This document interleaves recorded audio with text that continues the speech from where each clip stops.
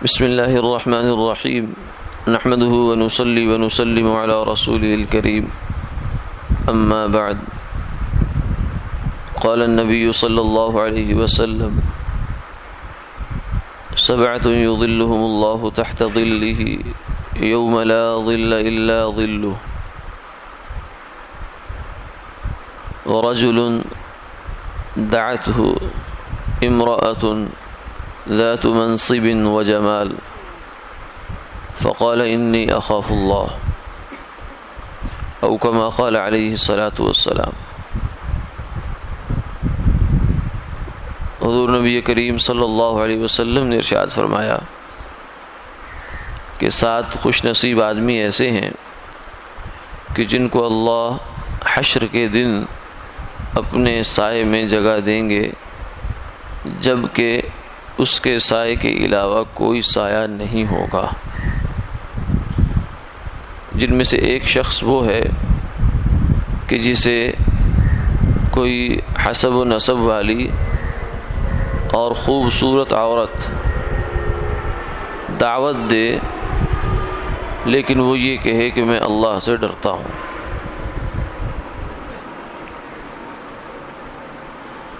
ویسے تو یہ 7 آدمی سارے کے سارے وہ ہیں کہ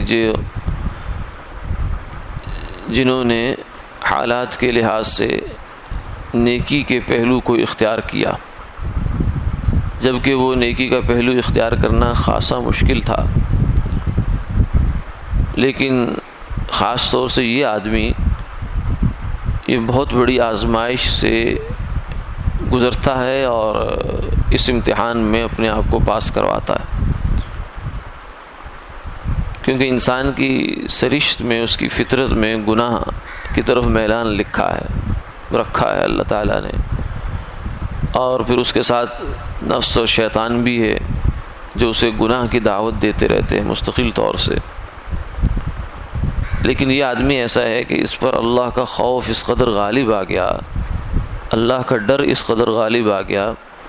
کہ باوجود کہ گناہ اس کے پاس آیا ہوا ہے، حالانکہ انسان کی جو فطرت ہے اس کے لحاظ سے تو آدمی گناہ تلاش کرتا ہے کہ گناہ کا موقع مل جائے، اور اس کو طلب کرتا ہے، ڈھونڈتا ہے، اس کے لیے محنت کرتا ہے، مارا پھرتا ہے بعض دفعہ۔ لیکن یہ آدمی ایسا ہے کہ گناہ اس کے پاس چل کر آ گیا ہے، یعنی کوئی خوبصورت عورت جس کا خاندان بھی اچھا ہے، حسب و نسب بھی ہے، شرافت بھی ہے اور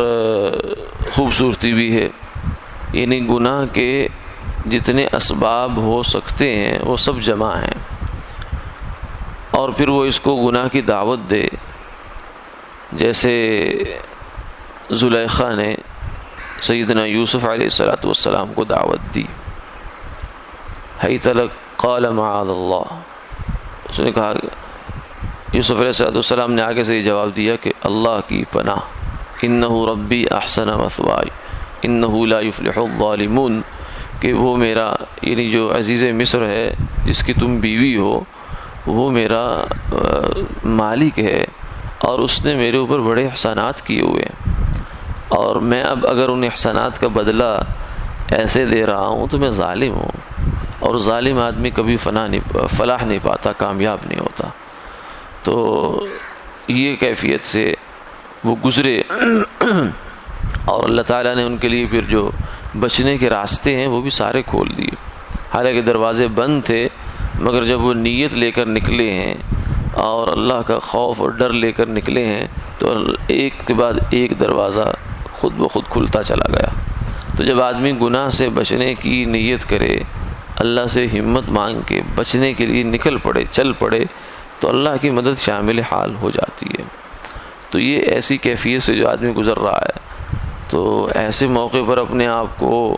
ایک عام انسان کے لیے گناہ سے بچانا خاصا مشکل کام ہو جاتا ہے، بہت بڑی آزمائش میں آدمی پڑ جاتا ہے،